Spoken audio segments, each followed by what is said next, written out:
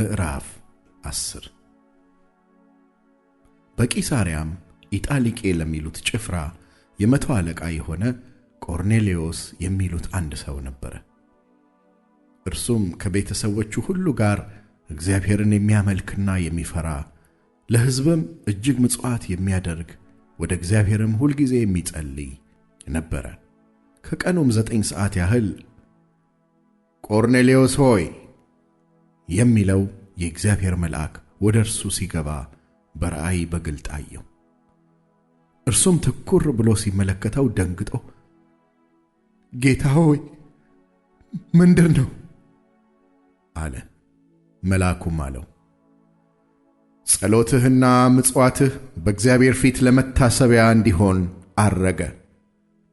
አሁንም ወደ ኢዮጴ ሰዎችን ልከህ ጴጥሮስ የሚባለውን ስምዖንን አስመጣ። እርሱም ቤቱ በባህር አጠገብ ባለው በቁርበት ፋቂው በስምዖን ዘንድ እንግድነት ተቀምጧል። ልታደርገው የሚገባህን እርሱ ይነግርሃል። የተናገረው መልአክ በሄደ ጊዜ ከሎሌዎቹ ሁለቱን ከማይለዩትም ጭፍሮች እግዚአብሔርን የሚያመልክ አንዱን ወታደር ጠርቶ ነገሩን ሁሉ ተረከላቸው፣ ወደ ኢዮጴም ላካቸው። እነርሱም በነገው ሲሄዱ ወደ ከተማም ሲቀርቡ ጴጥሮስ በ6 ሰዓት ያህል ይጸልይ ዘንድ ወደ ጣራው ወጣ። ተርቦም ሊበላ ወደደ። ሲያዘጋጁለት ሳሉም ተመስጦ መጣበት።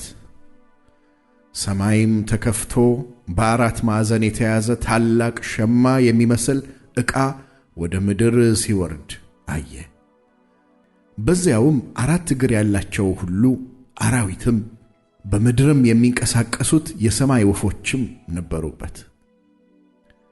ጴጥሮስ ሆይ ተነሳና አርደህ ብላ የሚል ድምፅ ወደ እርሱ መጣ። ጴጥሮስ ግን ጌታ ሆይ አይሆንም፣ አንዳች ርኩስ የሚያስጸይፍም ከቶ በልቼ አላውቅምና አለ። ደግሞም ሁለተኛ እግዚአብሔር ያነጻውን አንተ አታርክሰው የሚል ድምፅ ወደ እርሱ መጣ። ይህም 3 ጊዜ ሆነ። ወዲያውም ዕቃው ወደ ሰማይ ተወሰደ። ጴጥሮስም ስላየው ራእይ ምን ይሆን ብሎ በልቡ ሲያመነታ፣ እነሆ ቆርኔሌዎስ የላካቸው ሰዎች ስለ ስምዖን ቤት ጠይቀው ወደ ደጁ ቀረቡ። ድምፃቸውንም ከፍ አድርገው ጴጥሮስ የተባለው ስምዖን በዚህ እንግድነት ተቀምጧልን ብለው ይጠይቁ ነበር። ጴጥሮስም ስለ ራእዩ ሲያወጣ ሲያወርድ ሳለ መንፈስ እነሆ 3 ሰዎች ይፈልጉሃል፣ ተነስተህ ውረድ፣ እኔም ልኬያቸዋለሁና ሳትጠራጠር ከእነርሱ ጋር ሂድ አለው። ጴጥሮስም ወደ ሰዎቹ ወርዶ እነሆ የምትፈልጉኝ እኔ ነኝ፣ የመጣችሁበትስ ምክንያት ምንድር ነው አላቸው። እነርሱም ጻድቅ ሰው እግዚአብሔርንም የሚፈራ በአይሁድም ሕዝብ ሁሉ የተመሰከረለት የመቶ አለቃ ቆርኔሌዎስ ወደ ቤቱ ያስመጣህ ዘንድ ከአንተም ቃልን ይሰማ ዘንድ ከቅዱስ መልአክ ተረዳ አሉት። እርሱም ወደ ውስጥ ጠርቶ እንግድነት ተቀበላቸው። በነገውም ተነስቶ ከእነርሱ ጋር ወጣ። በኢዮጴም ከነበሩት ወንድሞች አንዳንዶቹ ከእርሱ ጋር አብረው ሄዱ። በነገውም ወደ ቂሳርያ ገቡ።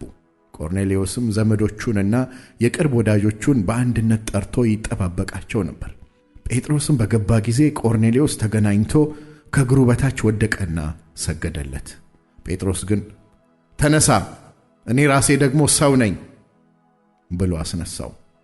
ከእርሱም ጋር እየተነጋገረ ገባ። ብዙዎችም ተከማችተው አግኝቶ አይሁዳዊ ሰው ከሌላ ወገን ጋር ይተባበር ወይም ይቃረብ ዘንድ እንዳልተፈቀደ እናንተ ታውቃላችሁ። ለእኔ ግን እግዚአብሔር ማንንም ሰው ርኩስና የሚያስጸይፍ ነው እንዳልል አሳየኝ። ስለዚህም ደግሞ ብትጠሩኝ ሳልከራከር መጣሁ። አሁንም በምን ምክንያት አስመጣችሁኝ ብዬ ጠይቃችኋለሁ አላቸው። ቆርኔሌዎስም እንዲህ አለው፣ በዚች ሰዓት የዛሬ 4 ቀን የ9 ሰዓት ጸሎት በቤቴ ጸልይ ነበር።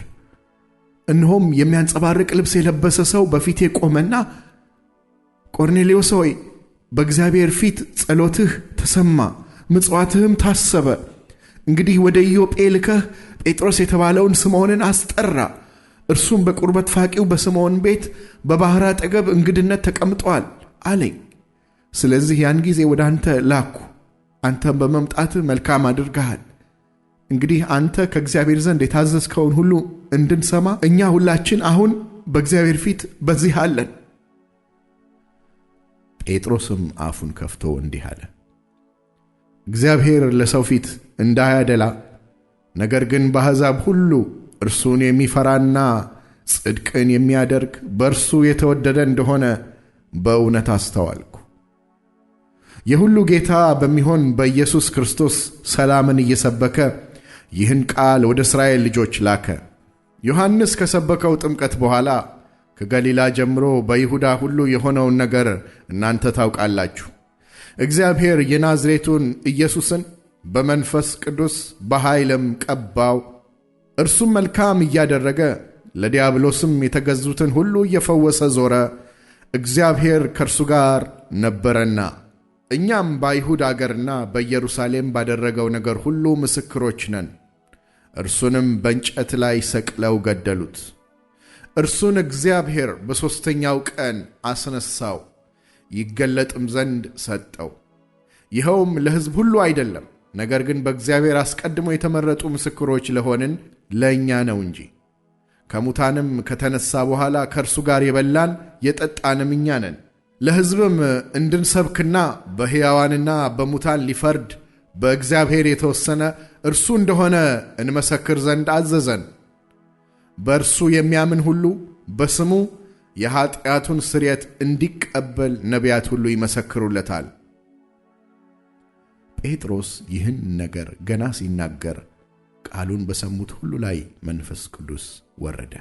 ከጴጥሮስም ጋር የመጡት ሁሉ ከተገረዙት ወገን የሆኑ ምዕመናን በአሕዛብ ላይ ደግሞ የመንፈስ ቅዱስ ስጦታ ስለፈሰሰ ተገረሙ።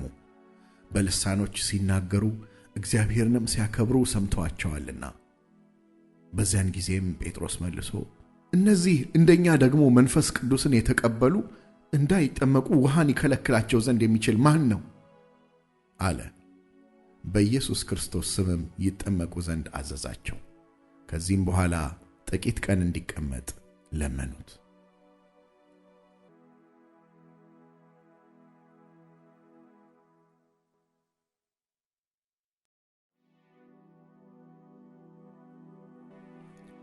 ምዕራፍ 11 ሐዋርያትና በይሁዳም የነበሩት ወንድሞች አሕዛብ ደግሞ የእግዚአብሔርን ቃል እንደተቀበሉ ሰሙ። ጴጥሮስም ወደ ኢየሩሳሌም በወጣ ጊዜ ከተገረዙት ወገን የሆኑት ሰዎች ከእርሱ ጋር ተከራክረው ወዳልተገረዙ ሰዎች ገብተህ ከእነርሱ ጋር በላህ አሉት። ጴጥሮስ ግን ከመጀመሪያው ጀምሮ በተራ ገለጠላቸው፣ እንዲህም አለ፣ እኔ በኢዮጴ ከተማ ስጸልይ ሳለሁ ተመስጬ ራእይን አየሁ። ታላቅ ሸማ የመሰለ ዕቃ በአራት ማዕዘን ተይዞ ከሰማይ ወረድና ወደ እኔ መጣ። ይህንም ትኩር ብዬ ስመለከት አራት እግር ያላቸውን የምድር እንስሶችን፣ አራዊትንም፣ ተንቀሳቃሾችንም፣ የሰማይ ወፎችንም አየሁ። ጴጥሮስ ሆይ ተነሳና አርደህ ብላ የሚለኝንም ድምፅ ሰማሁ። እኔም ጌታ ሆይ አይሆንም፣ ርኩስ ወይም የሚያስጸይፍ ከቶ ወደ አፌ ገብቶ አያውቅምና አልኩ። ሁለተኛም እግዚአብሔር ያነጻውን አንተ አታርክሰው የሚል ድምፅ ከሰማይ መለሰልኝ። ይህም 3 ጊዜ ሆነ። እንደገናም ሁሉ ወደ ሰማይ ተሳበ። እነሆም ያን ጊዜ 3 ሰዎች ከቂሳርያ ወደ እኔ ተልከው ወዳለሁበት ቤት ቀረቡ። መንፈስም ሳልጠራጠር ከእነርሱ ጋር እሄድ ዘንድ ነገረኝ። እነዚህም 6 ወንድሞች ደግሞ ከኔ ጋር መጡ። ወደዚያም ሰው ቤት ገባን።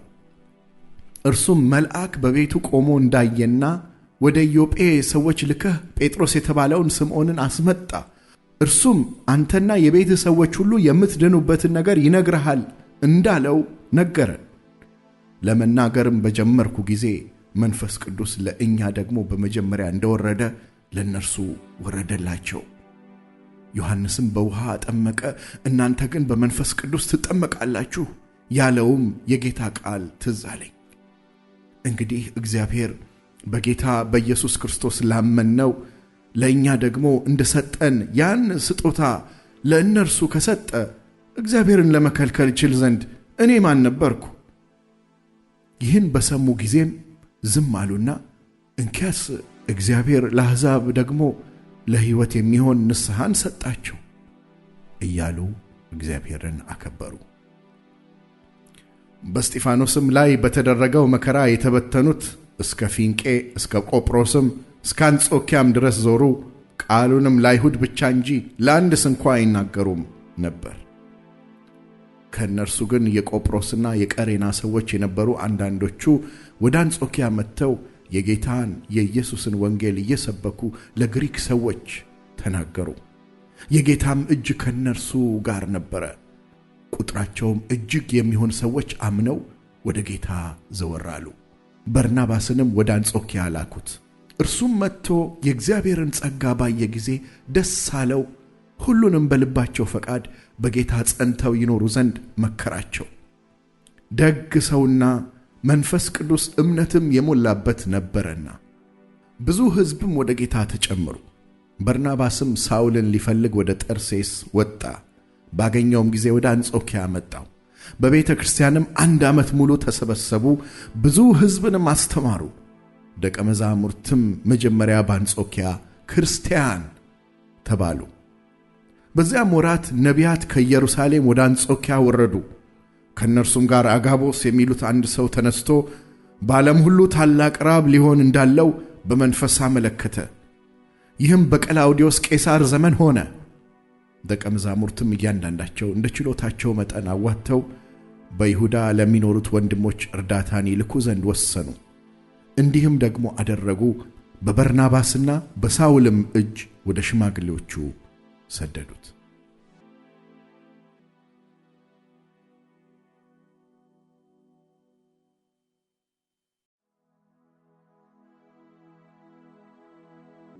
ምዕራፍ 12 በዚያም ዘመን ንጉሡ ሄሮድስ መከራ ያጸናባቸው ዘንድ ከቤተ ክርስቲያኑ በአንዳንዶቹ ላይ እጁን ጫነባቸው። የዮሐንስንም ወንድም ያዕቆብን በሰይፍ ገደለው። አይሁድንም ደስ እንዳሰኛቸው አይቶ ጨምሮ ጴጥሮስን ደግሞ ያዘው። የቂጣ በዓልም ወራት ነበረ። በዚያውም ጊዜ ወደ ወህኒ ያገባው። ከፋሲካም በኋላ ወደ ሕዝቡ ያወጣው ዘንድ አስቦ እያንዳንዱ 4 ወታደሮች ሆነው እንዲጠብቁት ለ4 ጭፍራ ክፍል አሳልፎ ሰጠው። ጴጥሮስም በወህኒ ይጠበቅ ነበር። ነገር ግን በቤተ ክርስቲያን ስለ እርሱ ወደ እግዚአብሔር ጸሎት አጥብቆ ይደረግ ነበር። ሄሮድስም ሊያወጣው ባሰበ ጊዜ በዚያች ሌሊት ጴጥሮስ በ2 ሰንሰለት ታስሮ ከ2 ወታደሮች መካከል ተኝቶ ነበር። ጠባቂዎችም በደጁ ፊት ሆነው ወህኒውን ይጠብቁ ነበር። እነሆም የጌታ መልአክ ቀረበ፣ በቤትም ውስጥ ብርሃን በራ። ጴጥሮስንም ጎድኑን መትቶ አነቃውና ፈጥነህ ተነሳ አለው። ሰንሰለቶቹም ከእጁ ወደቁ። መልአኩም ታጠቅና ጫማህን አግባ አለው። እንዲሁም አደረገ። ልብስህንም ልበስና ተከተለኝ አለው። ወጥቶም ተከተለው። ራእይንም የሚያይ ይመስለው ነበር እንጂ በመልአኩ የሚደረገው ነገር እውነት እንደሆነ አላወቀም። የመጀመሪያውንና የሁለተኛውን ዘብ አልፈው ወደ ከተማ ወደሚያወጣው ወደ ብረቱ መዝጊያ ደረሱ። እርሱም አውቆ ተከፈተላቸው። ወዲያውም አንዲት ስላች አለፉ። ወዲያውም መልአኩ ከእርሱ ተለየ። ጴጥሮስም ወደ ልቡ ተመልሶ ጌታ መልአኩን ልኮ ከሄሮድስ እጅና የአይሁድ ሕዝብ ይጠብቁት ከነበረው ሁሉ እንዳዳነኝ አሁን በእውነት አወቅኩ አለ። ባስተዋለም ጊዜ እጅግ ሰዎች ተከማችተው ይጸልዩበት ወደ ነበረው ማርቆስ ወደ ተባለው ወደ ዮሐንስ እናት ወደ ማርያም ቤት መጣ። ጴጥሮስም የደጁን መዝጊያ ባንኳኳ ጊዜ ሮዴ የሚሏት አንዲት ገረድ ትሰማ ዘንድ ቀረበች። የጴጥሮስ ድምፅ መሆኑንም ባወቀች ጊዜ ከደስታዋ የተነሳ ደጁን አልከፈተችም። ነገር ግን ወደ ውስጥ ሮጣ ጴጥሮስ በደጁ ፊት ቆሞ እንዳለ አወራች። እነርሱም አብደሻል አሏት። እርሷ ግን እንዲሁ እንደሆነ ታስረግጥ ነበር። እነርሱም መልአኩ ነው አሉ። ጴጥሮስ ግን ማንኳኳቱን አዘወተረ። ከፍተውም አዩትና ተገረሙ።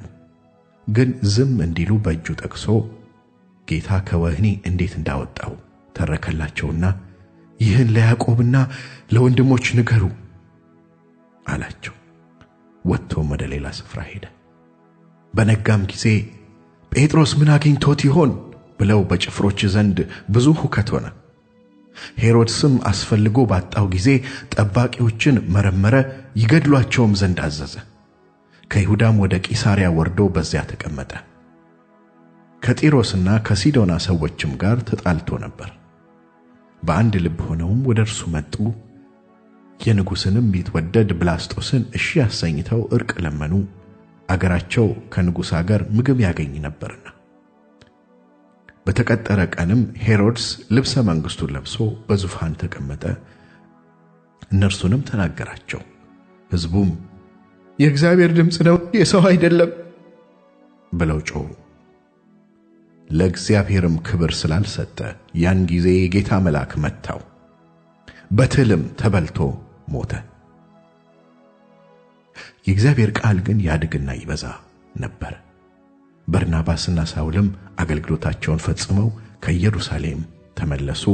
ማርቆስ የተባለውን ዮሐንስንም ከእነርሱ ጋር ይዘውት መጡ።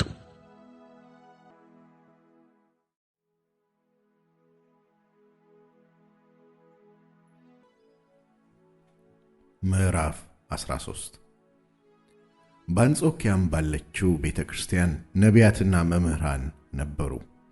እነርሱም በርናባስ፣ ኔጌር የተባለው ስምዖንም፣ የቀሬናው ሉኪዮስም፣ የአራተኛው ክፍል ገዥ የሄሮድስም ባለሟል ምናሄ፣ ሳውልም ነበሩ።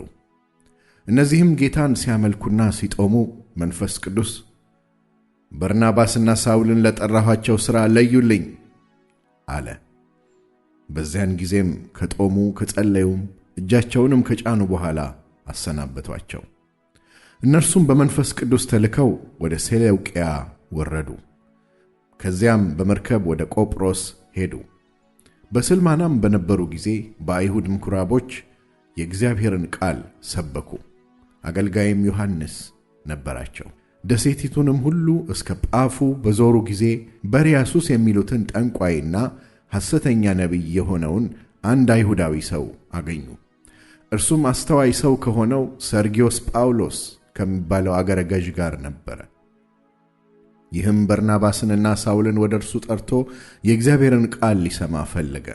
ጠንቋዩ ግን ኤልማስ ስሙ እንዲህ ይተረጎማልና አገረ ገዡን ከማመን ሊያጣምም ፈልጎ ተቃወማቸው። ጳውሎስ የተባለው ሳውል ግን መንፈስ ቅዱስን ተሞልቶ ትኩር ብሎ ሲመለከተው አንተ ተንኮል ሁሉ ክፋትም ሁሉ የሞላብህ የዲያብሎስ ልጅ የጽድቅም ሁሉ ጠላት የቀናውን የጌታን መንገድ ከማጣመም አታርፍምን? አሁንም እነሆ የጌታ እጅ ባንተ ላይ ናት፣ እውርም ትሆናለህ፣ እስከ ጊዜውም ፀሐይን አታይም አለው። ያን ጊዜም ጭጋግና ጨለማ ወደቀበት፣ በእጁም የሚመራውን እየዞረ ፈለገ። በዚያን ጊዜም አገረ ገዡ የተደረገውን ባየ ጊዜ ከጌታ ትምህርት የተነሳ ተገርሞ አመነ።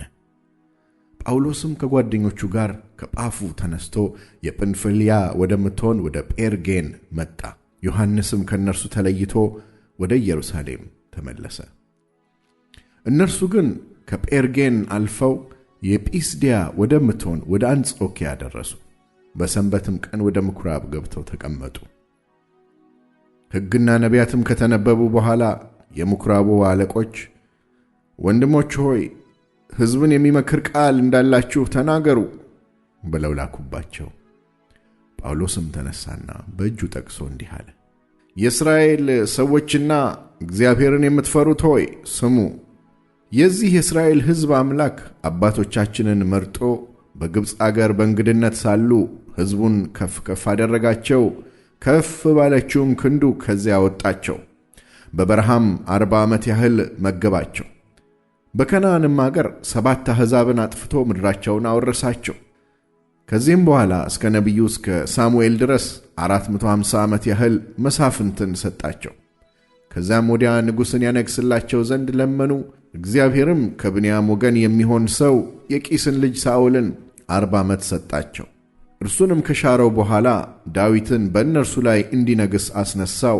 ሲመሰክርለትም እንደ ልቤ የሆነ ሰው ፈቃዴንም ሁሉ የሚያደርግ የእሴይን ልጅ ዳዊትን አገኘሁ አለ።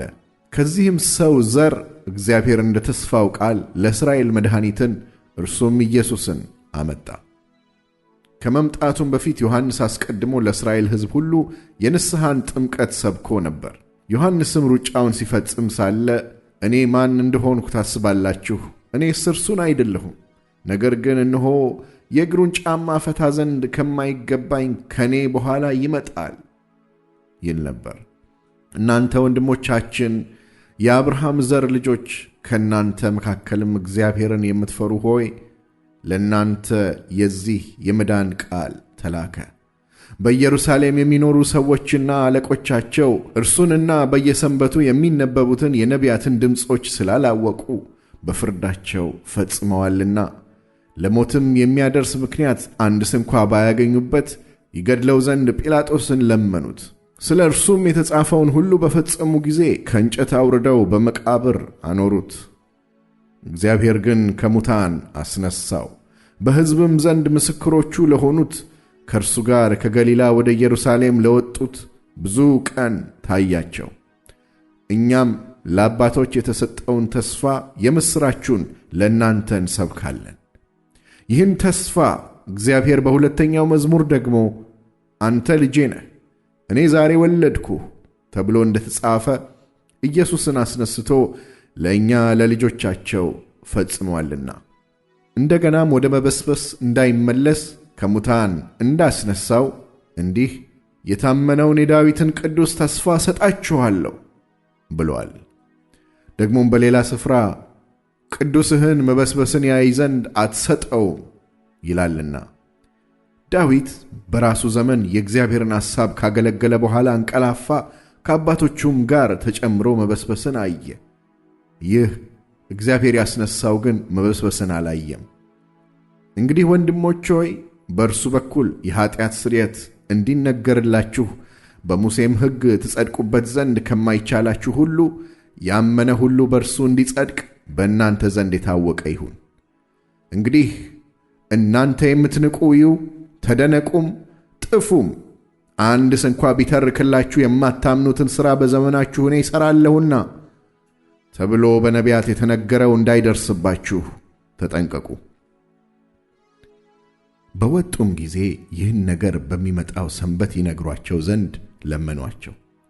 ጉባኤውም ከተፈታ በኋላ ከአይሁድና ወደ ይሁዲነት ገብተው ከሚያመልኩ ብዙዎች ጳውሎስንና በርናባስን ተከተሏቸው። እነርሱም ሲነግሯቸው በእግዚአብሔር ጸጋ ጸንተው እንዲኖሩ አስረዷቸው።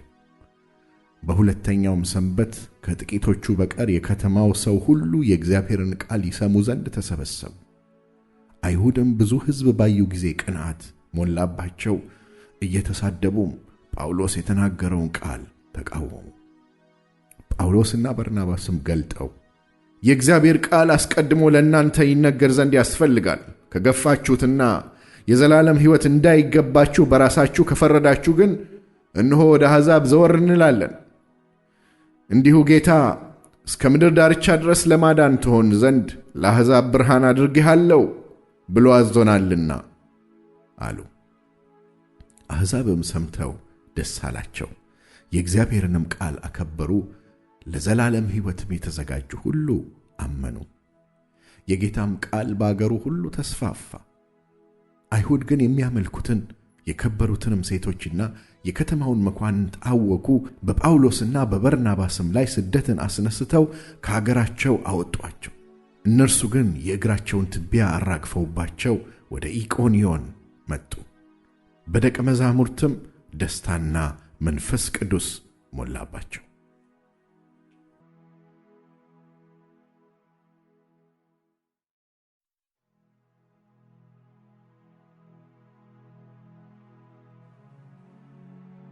ምዕራፍ 14 በኢቆንዮንም እንደ ቀድሞ ወደ አይሁድ ምኵራብ ገብተው ከአይሁድና ከግሪክ ሰዎች ብዙ እስኪያምኑ ድረስ ተናገሩ። ያላመኑት አይሁድ ግን የአሕዛብን ልብ በወንድሞች ላይ አነሳሱ፣ አስከፉም። ምልክትና ድንቅ በእጃቸው ይደረግ ዘንድ እየሰጠ ለጸጋው ቃል ስለመሰከረው ስለ ጌታ ገልጠው እየተናገሩ ረጅም ወራት ተቀመጡ። የከተማውም ሕዝብ ተከፍለው እኩሌቶቹ ከአይሁድ እኩሌቶቹም ከሐዋርያት ጋር ሆኑ። አሕዛብና አይሁድ ግን ከአለቆቻቸው ጋር ሊያንገላቷቸውና ሊወግሯቸው ባሰቡ ጊዜ አውቀው ልስጥራንና ደርቤን ወደሚባሉት ወደ ሊቃኦንያ ከተማዎች በእነርሱም ዙሪያ ወዳለው አገር ሸሹ። በዚያም ወንጌልን ይሰብኩ ነበር። በልስጥራንም እግሩ የሰለለ ከእናቱም ማኅፀን ጀምሮ አንካሳ የሆነ ከቶም ሄዶ የማያውቅ አንድ ሰው ተቀምጦ ነበር። ይህም ሰው ጳውሎስ ሲናገር ይሰማ ነበር። እርሱም ትኩር ብሎ ተመለከተውና ይድን ዘንድ እምነት እንዳለው ባየ ጊዜ በታላቅ ድምፅ ቀጥ ብለህ በእግር ቁም አለው። ብድግ ብሎም ተነስቶ ይመላለስ ነበር። ሕዝቡም ጳውሎስ ያደረገውን ባዩ ጊዜ ድምፃቸውን ከፍ አድርገው በሊቃኦንያ ቋንቋ አማልክት ሰዎችን መስለው ወደኛ ወርደዋል አሉ። በርናባስንም ዲያ አሉት። ጳውሎስንም እርሱ በመናገር ዋና ስለነበር ሄርሜን አሉት። በከተማውም ፊት ቤተ መቅደስ ያለው የዲያ ካህን ኮርማዎችንና የአበባ አክሊሎችን ወደ ደጃፍ አምጥቶ ከሕዝቡ ጋር ሆኖ ሊሰዋላቸው ወደደ። ሐዋርያት በርናባስና ጳውሎስ ግን ይህን በሰሙ ጊዜ ልብሳቸውን ቀደው ወደ ሕዝቡ መካከል እየጮኹ ሮጡ፣ እንዲህም አሉ፣ እናንተ ሰዎች ይህን ስለምን ታደርጋላችሁ? እኛ ደግሞ እንደናንተ የምንሰማ ሰዎች ነን። ከዚህም ከንቱ ነገር ሰማይንና ምድርን ባሕርንም በእነርሱም ያለውን ሁሉ ወደ ፈጠረ ወደ ሕያው እግዚአብሔር ዘወር ትሉ ዘንድ ወንጌልን እንሰብካለን። እርሱ ባለፉት ትውልዶች አሕዛብ ሁሉ በገዛ ራሳቸው ጎዳና ይሄዱ ዘንድ ተዋቸው። ከዚህም ሁሉ ጋር መልካም ሥራ እየሠራ ከሰማይ ዝናብን ፍሬ የሚሆንበትንም ወራት ሲሰጠን ልባችንንም በመብልና በደስታ ሲሞላው ራሱን ያለ ምስክር አልተወም። ይህንም ብለው እንዳይሰውላቸው ሕዝቡን በጭንቅ አስተዋቸው። አይሁድ ግን ከአንጾኪያና ከኢቆንዮን መጡ። ሕዝቡንም አባብለው ጳውሎስን ወገሩ። የሞተም መስሏቸው ከከተማ ወደ ውጭ ጎተቱት። ደቀ መዛሙርት ግን ከበውት ሳሉ ተነስቶ ወደ ከተማ ገባ። በነገውም ከበርናባስ ጋር ወደ ደርቤን ወጣ። በዚያችም ከተማ ወንጌልን ሰብከው እጅግ ደቀ መዛሙርትን ካደረጉ በኋላ የደቀ መዛሙርቱን ልብ እያጸኑ በሃይማኖትም ጸንተው እንዲኖሩ እየመከሩና ወደ እግዚአብሔር መንግሥት በብዙ መከራ እንገባ ዘንድ ያስፈልገናል እያሉ ወደ ልስጥራን ወደ ኢቆንዮንም ወደ አንጾኪያም ተመለሱ። በየቤተ ክርስቲያኑም ሽማግሌዎችን ከሾሙላቸው በኋላ ጦመውም ከጸለዩ በኋላ ላመኑበት ለጌታ አደራ ሰጧቸው። በጲስድያም አልፈው ወደ ጵንፍልያ መጡ። በጴርጌንም ቃሉን ከተናገሩ በኋላ ወደ አጣልያ ወረዱ። ከዚያም ስለፈጸሙት ሥራ ለእግዚአብሔር ጸጋ አደራ ወደ ተሰጡበት ወደ አንጾኪያ በመርከብ ሄዱ። በደረሱም ጊዜ ቤተ ክርስቲያኑን ሰብስበው እግዚአብሔር ከእነርሱ ጋር ያደረገውን ሁሉ ለአሕዛብም የሃይማኖትን ደጅ እንደከፈተላቸው ተናገሩ። ከደቀ መዛሙርትም ጋር አያሌ ቀን ተቀመጡ።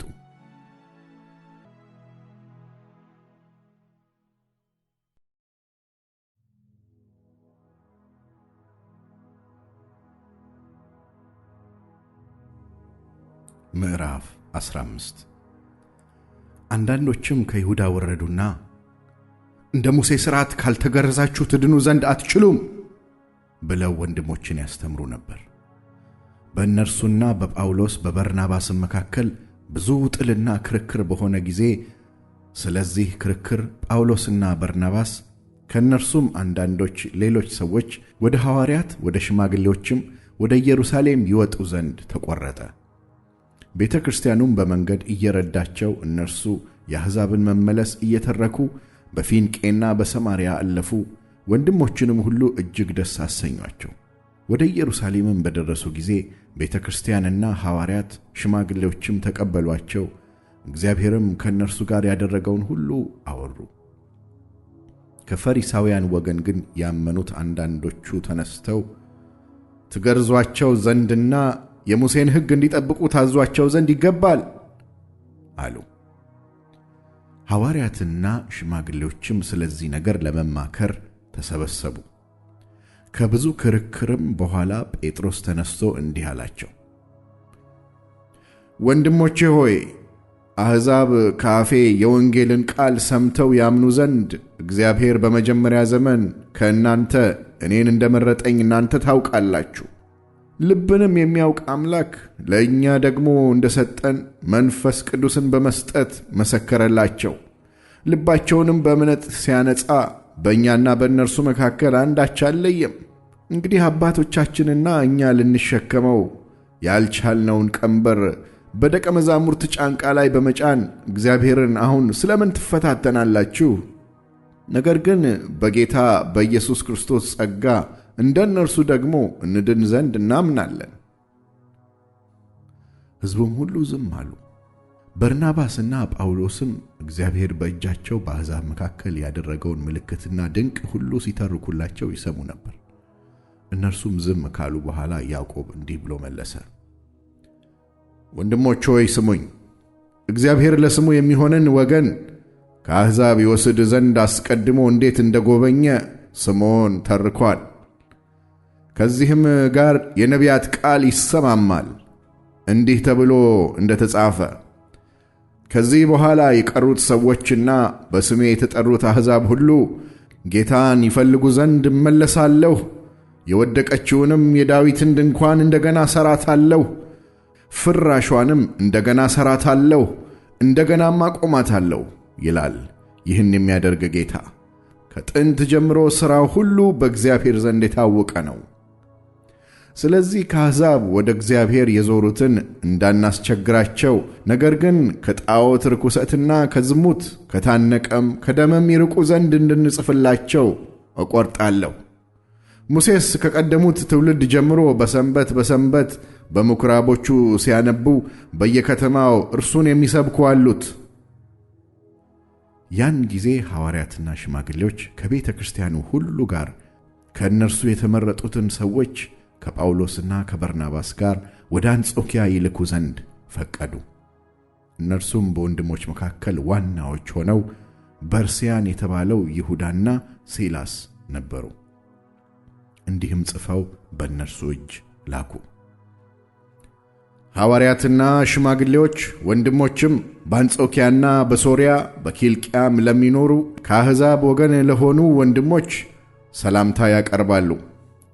ያላዘዝናቸው ሰዎች ከእኛ ወጥተው ትገረዙ ዘንድና ሕግን ትጠብቁ ዘንድ ይገባችኋል ብለው ልባችሁን እያወኩ በቃል እንዳናወጧችሁ ስለሰማን ስለ ጌታችን ስለ ኢየሱስ ክርስቶስ ስም ነፍሳቸውን ከሰጡት ከምንወዳቸው ከበርናባስና ከጳውሎስ ጋር የተመረጡትን ሰዎች ወደ እናንተ እንልክ ዘንድ በአንድ ልብ ሆነን ፈቀድን። ራሳቸውም ደግሞ በቃላቸው ያንኑ ይነግሯችሁ ዘንድ ይሁዳንና ሲላስን ልከናል። ለጣዖት ከተሰዋ ከደምም ከታነቀም ከዝሙትም ትርቁ ዘንድ ከዚህ ከሚያስፈልገው በቀር ሌላ ሸክም እንዳንጭንባችሁ እኛና መንፈስ ቅዱስ ፈቅደናልና። ከዚህም ሁሉ ጋር ራሳችሁን ብትጠብቁ በመልካም ትኖራላችሁ። ጤና ይስጣችሁ። እነርሱም ተሰናብተው ወደ አንጾኪያ ወረዱ። ሕዝቡንም ሰብስበው ደብዳቤውን ሰጧቸው። ባነበቡትም ጊዜ ከምክሩ የተነሳ ደስ አላቸው። ይሁዳና ሲላስም ደግሞ ነቢያት ነበሩና ወንድሞችን በብዙ ቃል መክረው አጸኗቸው። አያሌ ቀንም ከተቀመጡ በኋላ ከወንድሞች በሰላም ተሰናብተው ወደ ሐዋርያት ሄዱ። ሲላስ ግን በዚያ ይኖር ዘንድ ፈቀደ።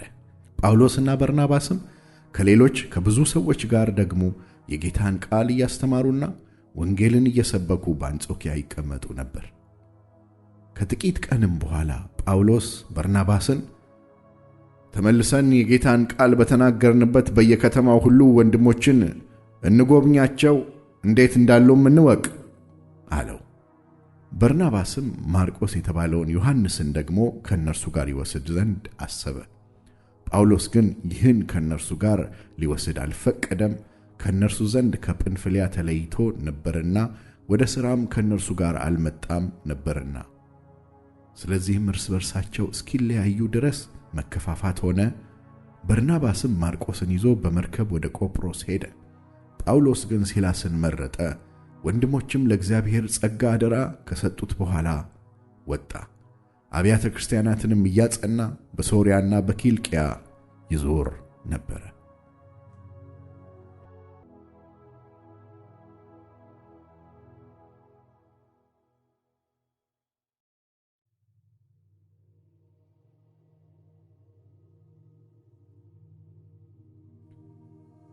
ምዕራፍ 16 ወደ ደርቤንና ወደ ልስጥራንም ደረሰ። እነሆም በዚያ የአንዲት ያመነች አይሁዳዊ ልጅ ጢሞቴዎስ የሚባል አንድ ደቀ መዝሙር ነበረ። አባቱ ግን የግሪክ ሰው ነበረ። ለእርሱም በልስጥራንና በኢቆንዮን ያሉ ወንድሞች መሰከሩለት። ጳውሎስ ይህ ከእርሱ ጋር ይወጣ ዘንድ ወደደ። በእነዚያም ስፍራዎች ስለነበሩ አይሁድ ይዞ ገረዘው። አባቱ የግሪክ ሰው እንደሆነ ሁሉ ያውቁ ነበርና። በከተማዎችም ሲዞሩ በኢየሩሳሌም የነበሩት ሐዋርያትና ሽማግሌዎች የቆረጡትን ሥርዓት ይጠብቁ ዘንድ ሰጧቸው። አብያተ ክርስቲያናትም በሃይማኖት ይበረቱ ነበር፣ በቁጥርም ዕለት ዕለት ይበዙ ነበር። በእስያም ቃሉን እንዳይናገሩ መንፈስ ቅዱስ ስለከለከላቸው በፍርግያና በገላትያ አገር አለፉ። በሚስያም አንጻር በደረሱ ጊዜ ወደ ቢታንያ ይሄዱ ዘንድ ሞከሩ። የኢየሱስ መንፈስም አልፈቀደላቸውም። በሚስያም አጠገብ አልፈው ወደ ጢሮአዳ ወረዱ። ራእይም ለጳውሎስ በሌሊት ታየው። አንድ የመቄዶንያ ሰው ወደ መቄዶንያ ተሻገርና እርዳን እያለ ቆሞ ሲለምነው ነበር። ራእዩንም ካየ በኋላ ወዲያው ወደ መቄዶንያ ልንወጣ ፈለግን፣ ወንጌልን እንሰብክላቸው ዘንድ እግዚአብሔር እንደጠራን መስሎናልና። ከጢሮአዳም ተነስተን በቀጥታ ወደ ሳሞትራቄ፣ በነገውም ወደ ናጶሌ በመርከብ ሄድን። ከዚያም ወደ ፊልጵስዩስ ደረስን። እርሷም የመቄዶንያ ከተማ ሆና የወረዳ ዋና ከተማና ቅኝ አገር ናት። በዚህችም ከተማ አንዳንድ ቀን እንቀመጥ ነበር። በሰንበት ቀንም ከከተማው በር ውጭ የጸሎት ስፍራ በዚያ መሆኑን ስላሰብን ወደ ወንዝ አጠገብ ወጣን። ተቀምጠንም ለተሰበሰቡት ሴቶች ተናገርን። ከቲያጥሮን ከተማ የመጣች ቀይ ሐር ሻጭ እግዚአብሔርን የምታመልክ ልድያ የሚሏት አንዲት ሴት ትሰማ ነበረች። ጳውሎስም የሚናገረውን ታዳምጥ ዘንድ ጌታ ልቧን ከፈተላት። እርሷም ከቤተሰቦቿ ጋር ከተጠመቀች በኋላ በጌታዬ ማምን እንደሆነ ከፈረዳችሁልኝ ወደ ቤቴ ገብታችሁ ኑሩ ብላ ለመነችን። በግድም አለችን። ወደ ጸሎት ስፍራም ስንሄድ የሟርተኛ መንፈስ የነበረባት ለጌቶቿም እየጠነቆለች ብዙ ትርፍ ታመጣ የነበረች አንዲት ገረድ አገኘችን።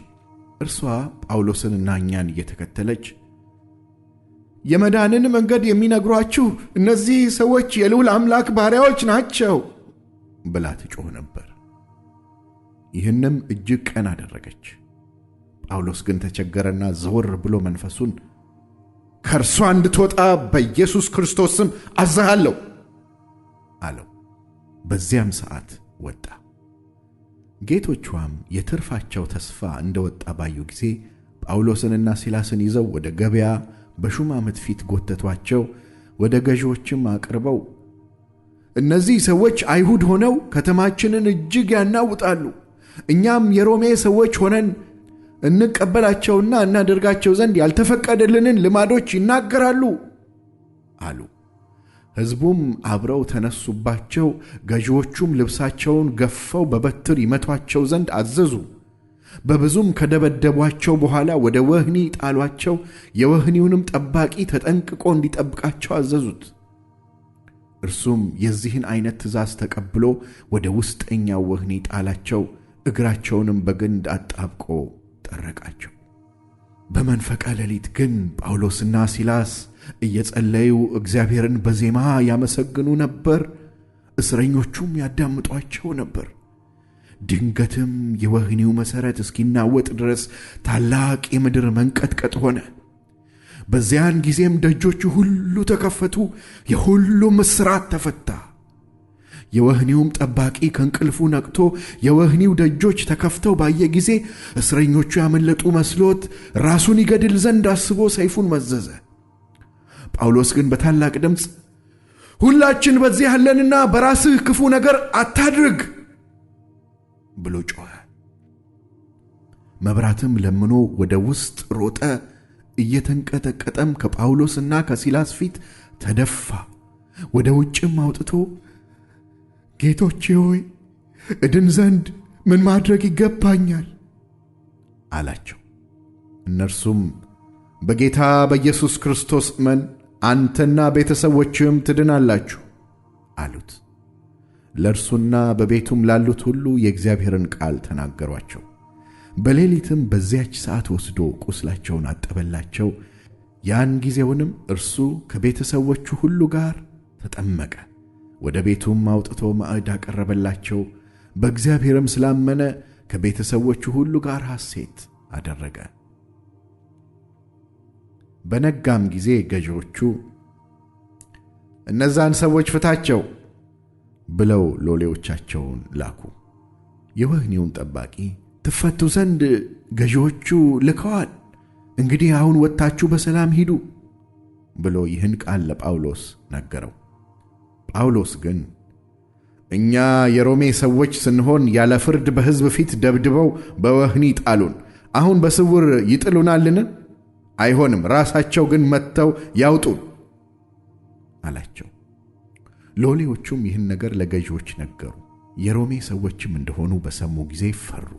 መጥተውም ማለዷቸው፣ አውጥተውም ከከተማ ይወጡ ዘንድ ለመኗቸው። ከወህኒውም ወጥተው ወደ ልድያ ቤት ገቡ። ወንድሞችንም ባዩ ጊዜ አጽናኗቸውና ሄዱ።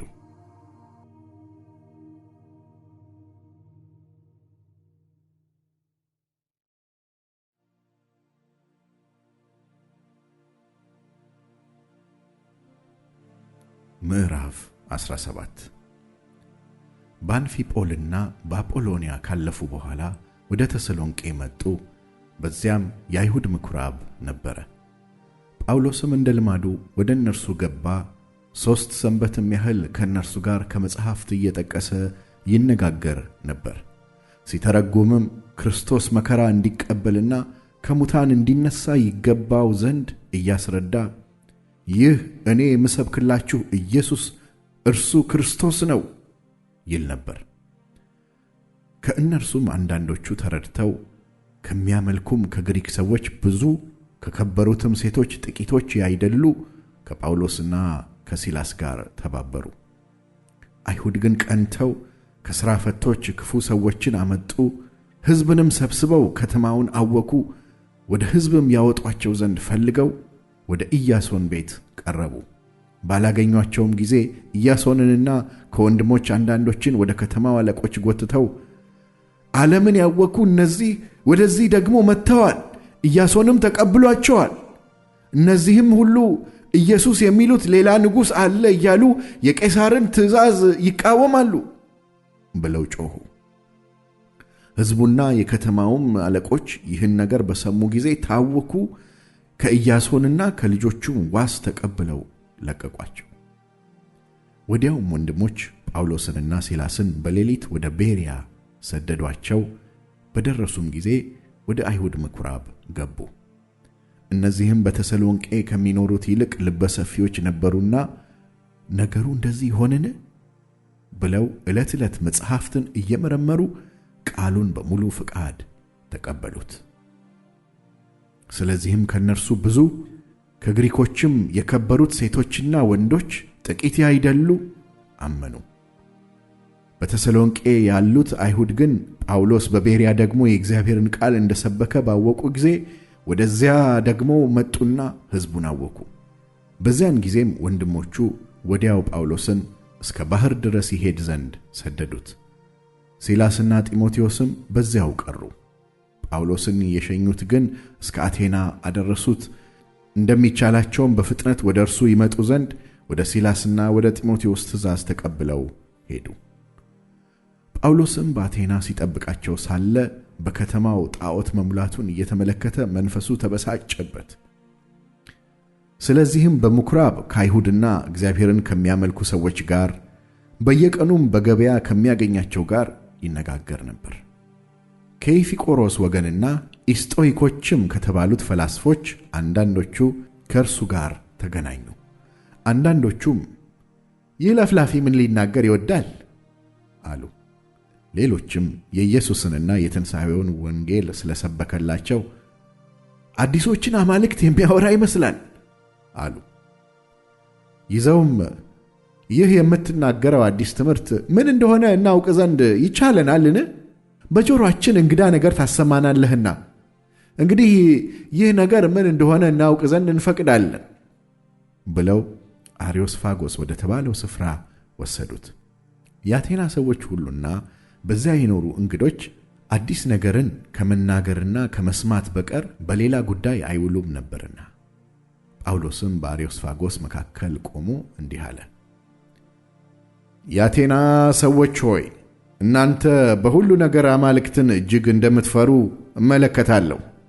የምታመልኩትን እየተመለከትኩ ሳልፍ ለማይታወቅ አምላክ የሚል ጽሕፈት ያለበትን መሠዊያ ደግሞ አግኝቻለሁና እንግዲህ ይህንን ሳታውቁ የምታመልኩትን እኔ ነግራችኋለሁ።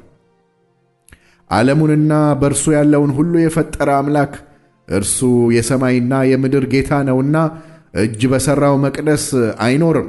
እርሱም ሕይወትንና እስትንፋስን ሁሉንም ለሁሉ ይሰጣልና አንዳች እንደሚጎድለው በሰው እጅ አይገለገልም። ምናልባትም እየመረመሩ ያገኙት እንደሆነ እግዚአብሔርን ይፈልጉ ዘንድ በምድር ሁሉ ላይ እንዲኖሩ የሰውን ወገኖች ሁሉ ከአንድ ፈጠረ። የተወሰኑትንም ዘመኖችና ለሚኖሩበትም ስፍራ ዳርቻ መደበላቸው። ቢሆንም ከእያንዳንዳችን የራቀ አይደለም። ከእናንተ ከባለቅኔዎችም አንዳንዶች ደግሞ እኛ ደግሞ ዘመዶቹ ነንና ብለው እንደተናገሩ በእርሱ ሕያዋን ነንና እንንቀሳቀሳለን እንኖርማለን። እንግዲህ የእግዚአብሔር ዘመዶች ከሆንን አምላክ በሰው ብልሃትና ሐሳብ የተቀረጸውን ወርቅ ወይም ብር ወይም ድንጋይ እንዲመስል እናስብ ዘንድ አይገባንም። እንግዲህ እግዚአብሔር ያለማወቅን ወራት አሳልፎ አሁን በየቦታቸው ንስሐ ይገቡ ዘንድ ሰውን ሁሉ ያዛል። ቀን ቀጥሯልና በዚያም ቀን ባዘጋጀው ሰው እጅ በዓለሙ ላይ በጽድቅ ሊፈርድ አለው። ስለዚህም እርሱን ከሙታን በማስነሳቱ ሁሉን አረጋግጧል። የሙታንንም ትንሣኤ በሰሙ ጊዜ እኩሌቶቹ አፌዙበት፣ እኩሌቶቹ ግን ስለዚህ ነገር ሁለተኛ እንሰማሃለን አሉት። እንዲሁም ጳውሎስ ከመካከላቸው ወጣ። አንዳንዶች ወንዶች ግን ተባብረው አመኑ። ከእነርሱ ደግሞ በአርዮስፋጎስ ያለው የፍርድ ቤት ፈራጅ ዲዮናስዮስ፣ ደማሪስ የሚሏትም አንዲት ሴት፣ ሌሎችም ከእነርሱ ጋር ነበሩ።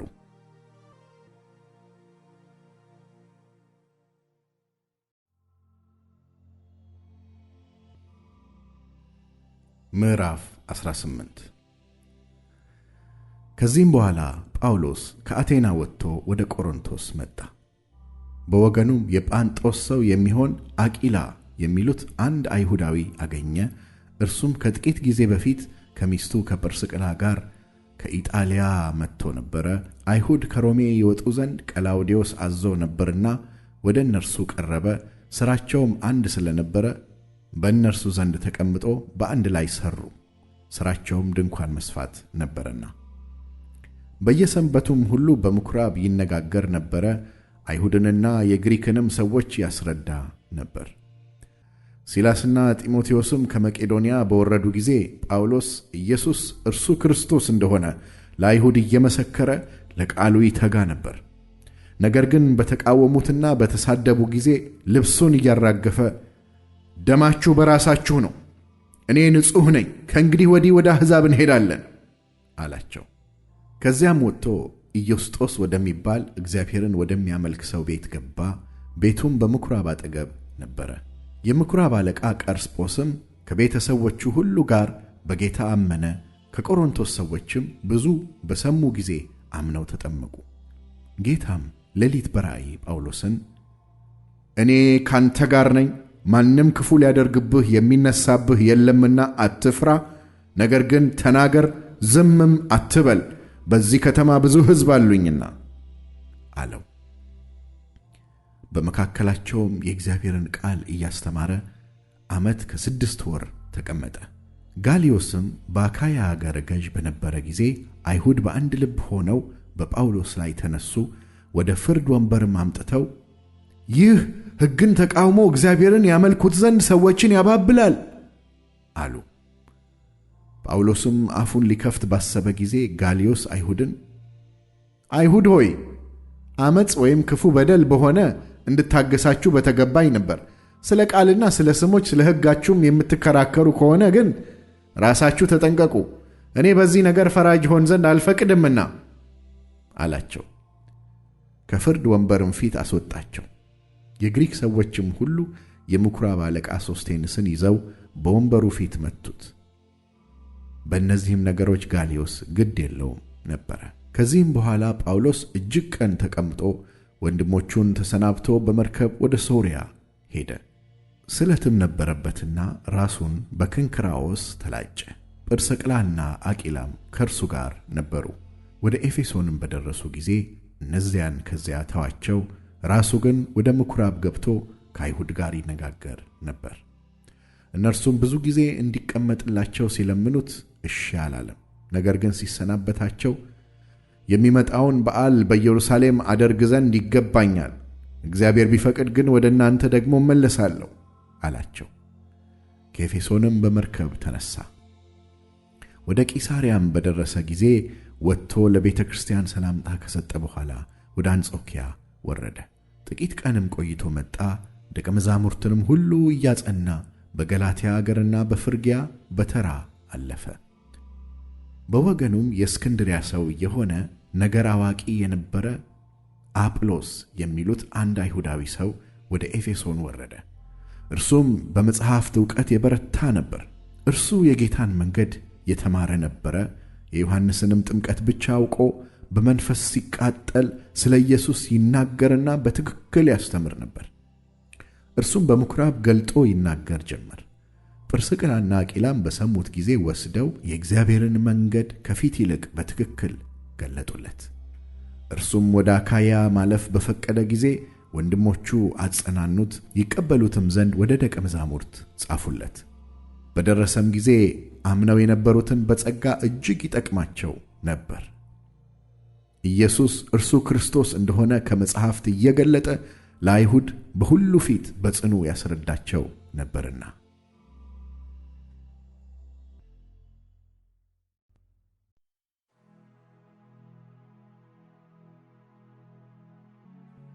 ምዕራፍ 19 አጵሎስም በቆሮንቶስ ሳለ ጳውሎስ በላይኛው አገር አልፎ ወደ ኤፌሶን መጣ።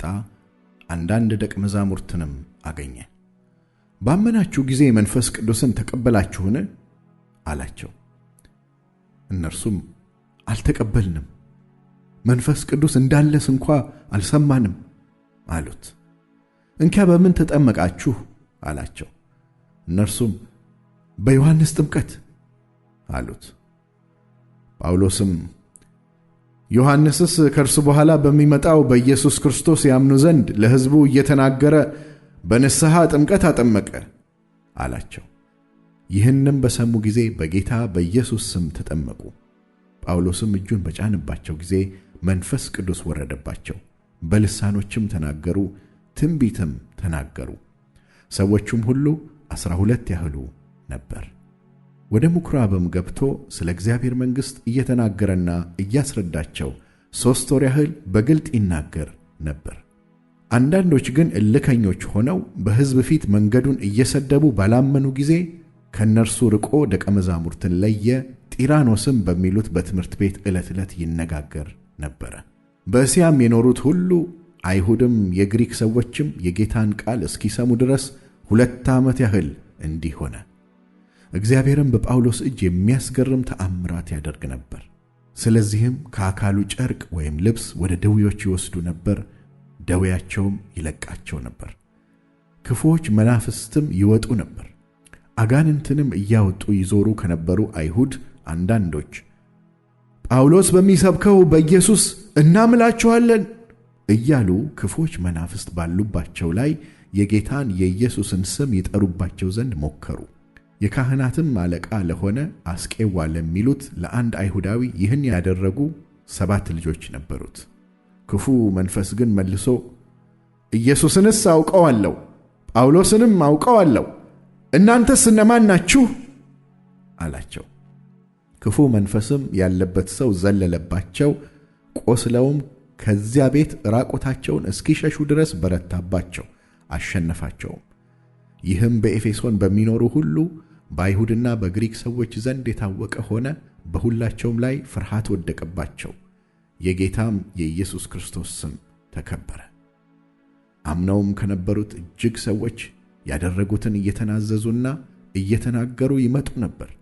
ከአስማተኞችም ብዙዎች መጽሐፋቸውን ሰብስበው በሰው ሁሉ ፊት አቃጠሉት። ዋጋውም ቢታሰብ 50,000 ብር ሆኖ ተገኘ። እንዲህም የጌታ ቃል በኃይል ያድግና ያሸንፍ ነበር። ይህም በተፈጸመ ጊዜ ጳውሎስ ወደዚያ ደርሼ ሮሜን ደግሞ አይ ዘንድ ይገባኛል ብሎ በመቄዶንያና በአካይያ አልፎ ወደ ኢየሩሳሌም እንዲሄድ በመንፈስ አሰበ። ከሚያገለግሉትም 2ቱን ጢሞቴዎስንና ኤርስጦንን ወደ መቄዶንያ ልኮ ራሱ በእስያ ጥቂት ቀን ቆየ። በዚያም ጊዜ ስለዚህ መንገድ ብዙ ሁከት ሆነ።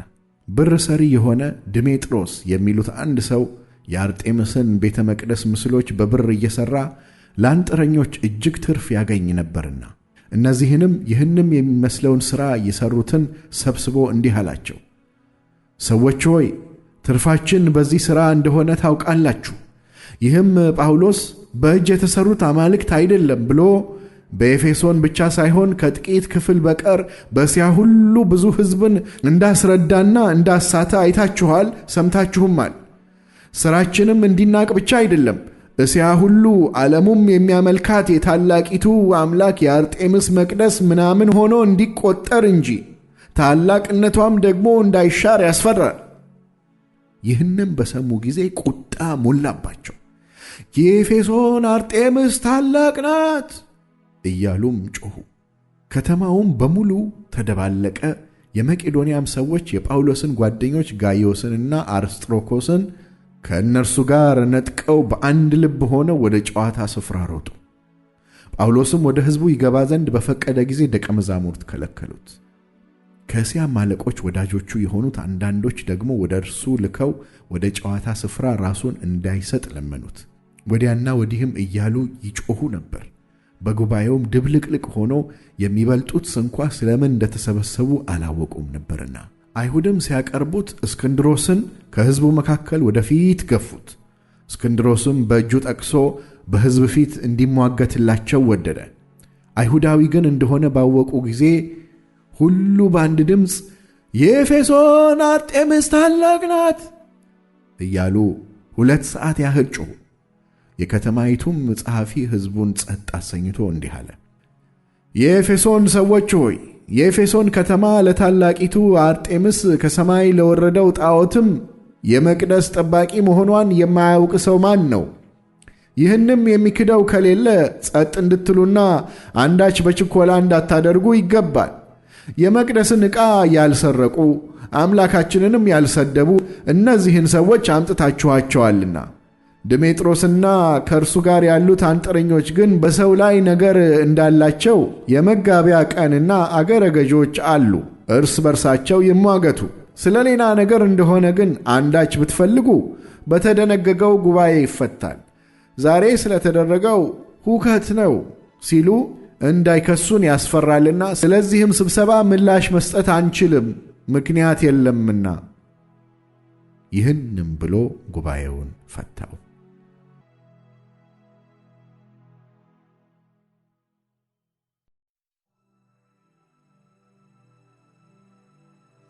ምዕራፍ 20 ሁከቱም ከቀረ በኋላ ጳውሎስ ደቀ መዛሙርቱን አስመጥቶ መከራቸው፣ ተሰናብቷቸውም ወደ መቄዶንያ ይሄድ ዘንድ ወጣ። ያንም አገር እያለፈ በብዙ ቃል ከመከራቸው በኋላ ወደ ግሪክ አገር መጣ።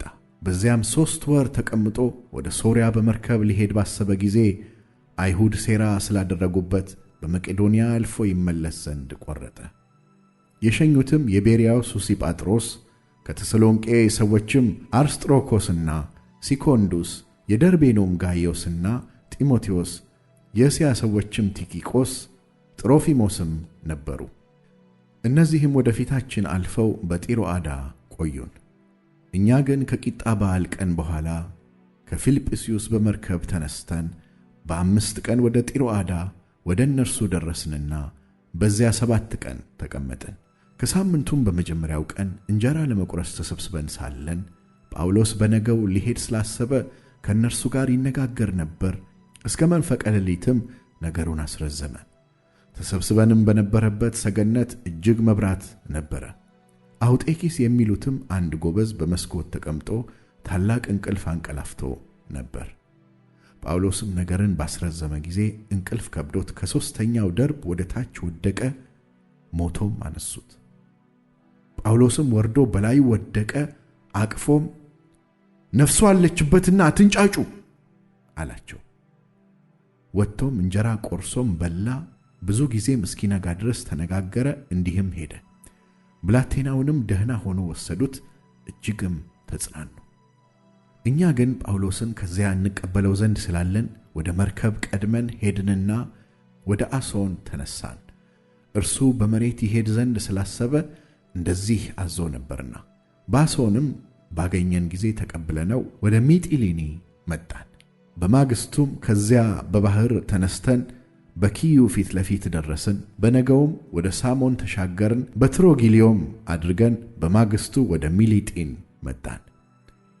ጳውሎስ በእስያ እጅግ እንዳይቀመጥ ኤፌሶንን ይተው ዘንድ ቆርጦ ነበርና ቢቻለውም በዓለ ሐምሳን በኢየሩሳሌም ይውል ዘንድ ይቸኩል ነበርና በሚሊጢንም ወደ ኤፌሶን ልኮ የቤተ ክርስቲያንን ሽማግሌዎች አስጠራቸው።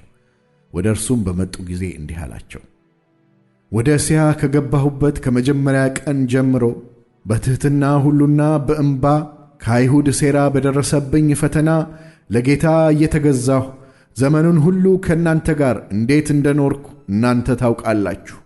ወደ እግዚአብሔር ዘንድ ንስሐንና በጌታችን በኢየሱስ ክርስቶስ ማመንን ለአይሁድና ለግሪክ ሰዎች እየመሰከርኩ በጉባኤም በየቤታችሁም አወራሁላችሁና አስተማርኳችሁ እንጂ ከሚጠቅማችሁ ነገር አንዳች ስንኳ አላስቀረሁባችሁ።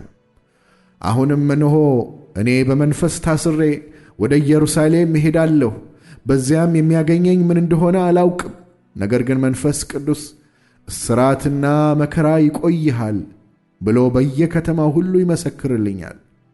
ነገር ግን ሩጫዬንና ከጌታ ከኢየሱስ ክርስቶስ የተቀበልኩትን አገልግሎት እርሱም የእግዚአብሔርን ጸጋ ወንጌል መመስከር እፈጽም ዘንድ ነፍሴን በእኔ ዘንድ እንደማትከብር እንደ ከንቱ ነገር እቆጥራለሁ።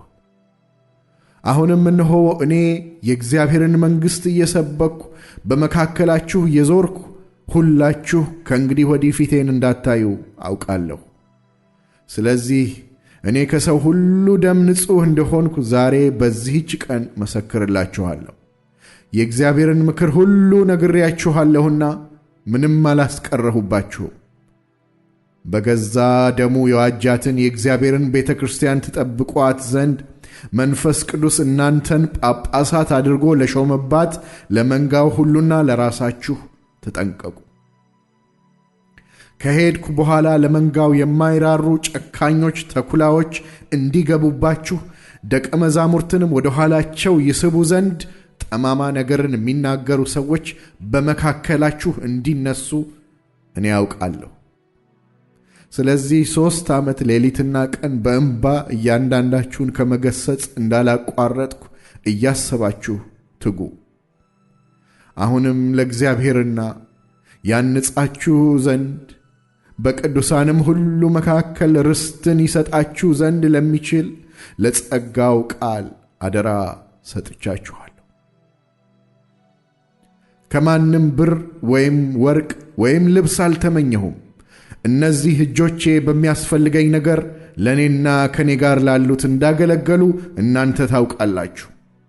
እንዲሁ እየደከማችሁ ድዌዎችን ልትረዱና እርሱ ራሱ ከሚቀበል ይልቅ የሚሰጥ ብፁዕ ነው እንዳለ የጌታን የኢየሱስን ቃል ልታስቡ ይገባችሁ ዘንድ በሁሉ አሳየኋችሁ።